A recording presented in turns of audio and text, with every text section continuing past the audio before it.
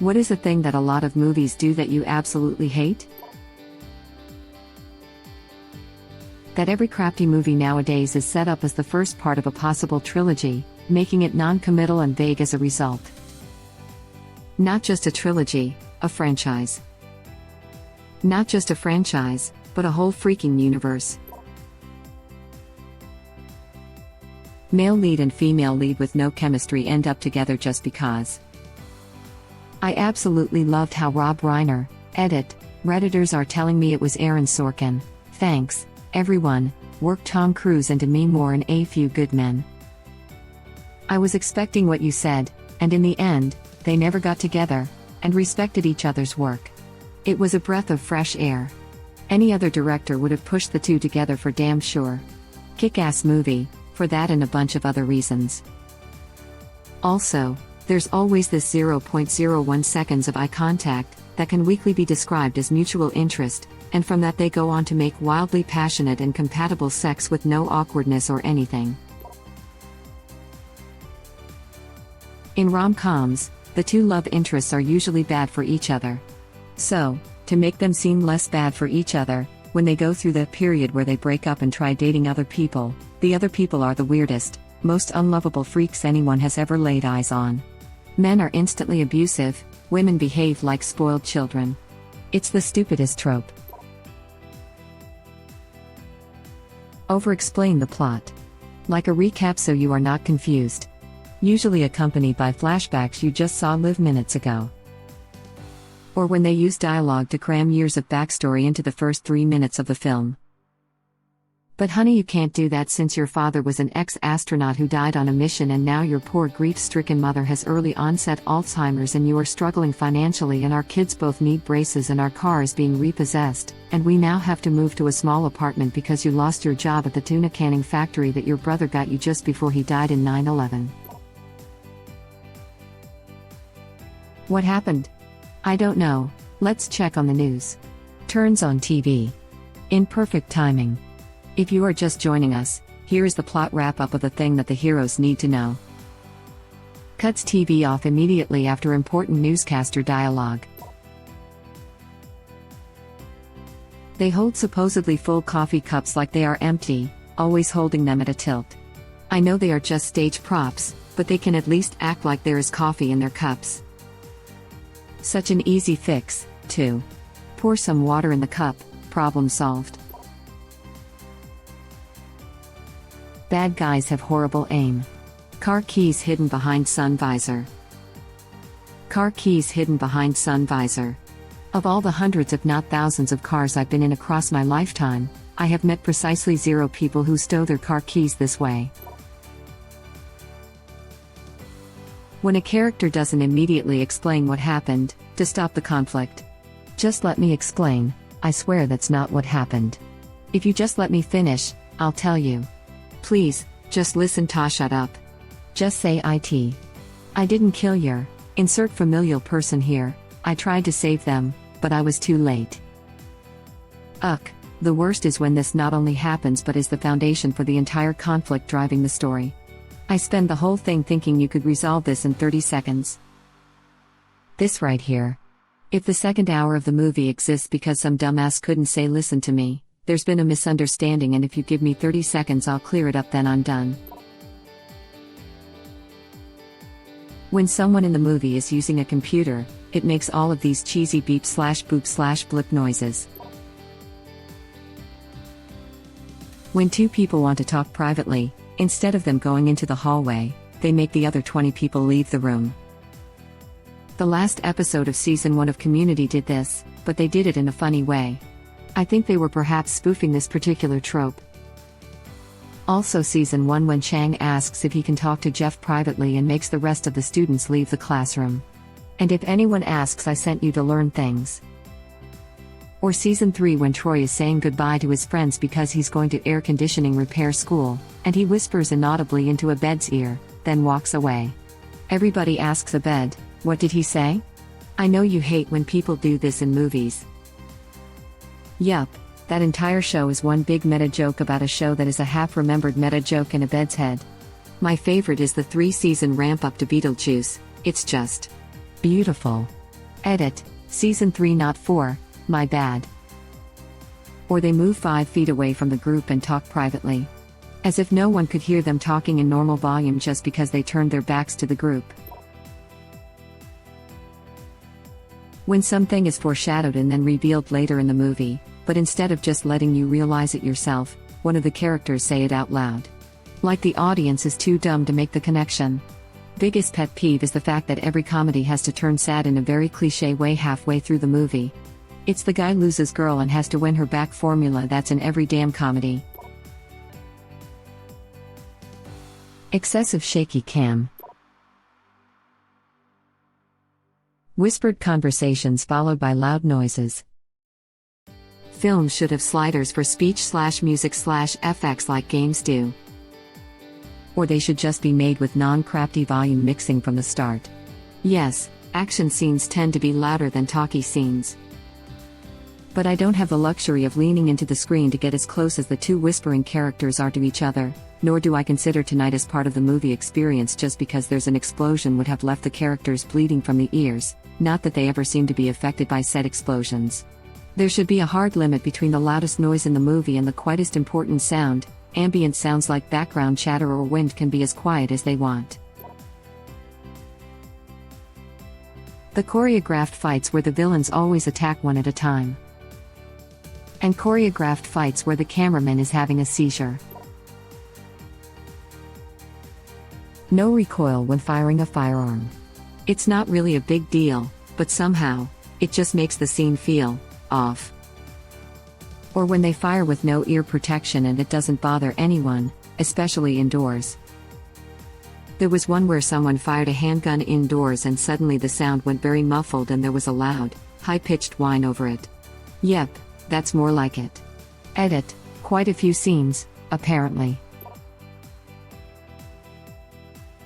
Jump cuts and fight/action scenes. I present the ultimate jump cut. YouTube link. This never gets old. How could anyone possibly think this is a good edit? Just cut the fence out of the scene or use a double.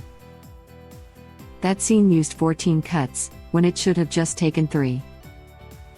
John Wick is so effing good because all the fight scenes are very long shots with incredible choreography. Quick jump cuts are usually there to hide crap choreography. And or actors that can't actually do the moves. I think everyone can agree with me that you should never split up. Wish someone had told my parents. I'll tell your mom later tonight. After someone gets shot in the chest, they always stand up and triumphantly remove their jacket to reveal the bulletproof vest. Or when they actually are shot and hiding it, they always reveal the wound to the torso just above the hip.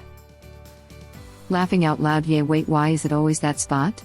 Is it like one magical area where it's near all the vital organs but won't kill you? Basically, yeah. Anywhere else in the torso is most likely a slow, painful death unless they can get to a hospital.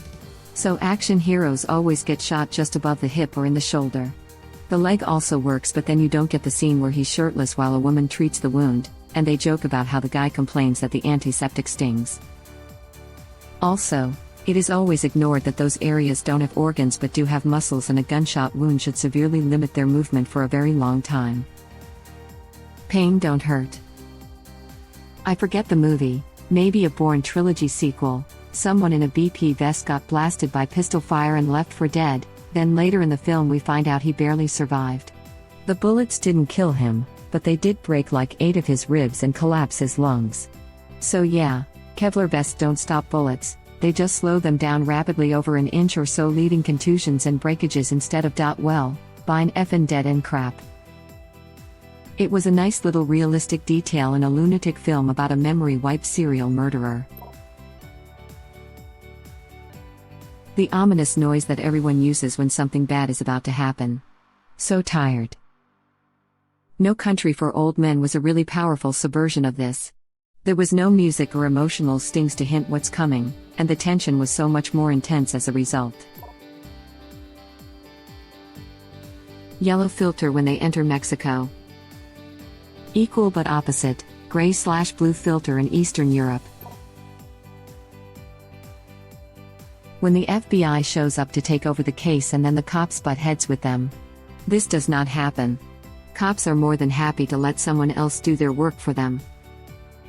Also, the FBI is almost always portrayed as a bunch of overly bureaucratic crapheads who suck at fighting crime and only know how to follow their standard procedure. The original Die Hard is probably the most on the nose with this, to the point a central part of the plot revolves around the villain actually counting on this behavior. Except Criminal Minds, where they show the FBI showing up, fixing all the cops' mistakes in like an hour, finding the missing person, and catching the bad guy all within a couple days, when the cops have been struggling with this for weeks or months. Unlimited ammunition in guns. Also racking/cocking guns for no reason other than to have a sound effect. Holding someone at gunpoint for 5 minutes and then deciding to man-part the gun as an added threat. I know little about guns. Also good. Either you just wasted a perfectly good round or you've been holding them hostage with an unloaded weapon. One game I like to play is counting how many bullets a gun fires in a movie before it has to be reloaded. Especially noticeable with revolvers. The highest I remember counting was 15 shots fired from a 6-chamber revolver in a horror movie. When the protagonist happens upon a car, and they check the tire or the sun visor and find the keys. Like, who the F leaves car keys in the car? Edit, Valp. If I did this where I live, my car would be gone in 20 minutes 60 seconds. Or the hotwire car thief who ducks under the dashboard for 12 seconds, then suddenly vroom, the car starts and they drive away. How do you unlock the steering wheel? I've noticed this a lot more lately, the fact that horror movies are super dark. And I don't mean dark plot-wise, I mean dark in the sense that I can't see what the F is going on. I get that horror is creepier at night, but how can I be scared when I can't see what's happening on the screen? Hell yes. I was about to comment this. Let me see WTF is going on. Same thing for games, I've been called a weenie for making my games bright, but I like to see where I'm going, damn it. Same here with games. Every time when I start a new game and there is something like the brightness is good when you can barely see the symbol on the screen, I always turn it up a little more so I can really see the symbol. Neither film nor horror, but the battle for Winterfell in Game of Thrones Season 8 suffered from exactly this problem. Spent ages changing brightness and contrast and could still barely see anything. A few of my friends tried to defend it as realistic, because the characters can barely see anything either, but F that. What's the point of spending weeks/months filming a huge battle if I can't see what's going on? There's no tension or surprise, because I can't even tell when the characters I care about are in danger. An entire arc of the film has drama that is just based on a big misunderstanding or petty argument between two characters that is inevitably going to get resolved. Wait, I can explain. Okay, then explain. Wow, it really was just a misunderstanding. Movie over. I want a rom-com that is like this. After 20 minutes or so, you would think it is over and they live happily ever after, but then zombies from outer space invade. The last part should obviously not be mentioned in the trailers. The antagonist is often someone who is straight out evil and just likes to watch the world burn for no particular reason. At the end, right before they are defeated, they often act as if they've suddenly understood how horrible they were and regret everything they've done. Before I kill you, protagonist, let me detail you my entire plan and the heart-wrenching backstory that led me to evil. Wait, F, how did you escape? Oh crap, why is everyone dead? Oh god, my plan sucked. Just some I can think of. Male scientists are always crazy lunatics with wild hair, female scientists are supermodels with glasses. Calling someone on the phone, asking them out, they say yes and hang up without ever discussing the time and place, yet still coming at the same time at some restaurant/bar. There's always an available parking spot where the protagonist must go. Having a bite for breakfast and running out to work. Cool. Edit, typo. If I kill you, I'd be just like you, person who killed 0 people, while holding Adolf Hitler at gunpoint. It irks me beyond measure that this scenario is evoked in hundreds of movies and none of them seem to care for nuance. I think it's called the Batman problem. If I kill you, Joker, then the number of killers in the world stays the same. Yeah, but Bruce, if you kill like 100 killers, then the number of killers goes down by 99. I think the Batman writers did a good job of addressing this in later years by making it clear Batman isn't exactly mentally stable himself. He's motivated by an obsession, so it's less a fear that he'll become as bad as the Joker, but more the knowledge that once he crosses the line, he's never coming back. When they make breakfast in the morning and they effing leave in a hurry, barely touching the plate. Either pretending cell phones don't exist or making the weakest of excuses for why they can't be used. Just stop making your plots dependent on the idea that two people can't actually talk to each other if they want to. Normalize your goddamn volume, directors. There's no effing reason I should have to watch a movie with my remote in my hand for 2 hours. It's not the only reason I pirate everything not nailed to the floor, but it's up there. Actors fall asleep after sex. They always skip the cleanup, which is disgusting. Thank you for watching. Please subscribe to be the first to know about Red Rabbit Reader's new videos. If you like our videos, please like them on YouTube and share them with your friends. We welcome your comments below. Press to start another of our videos.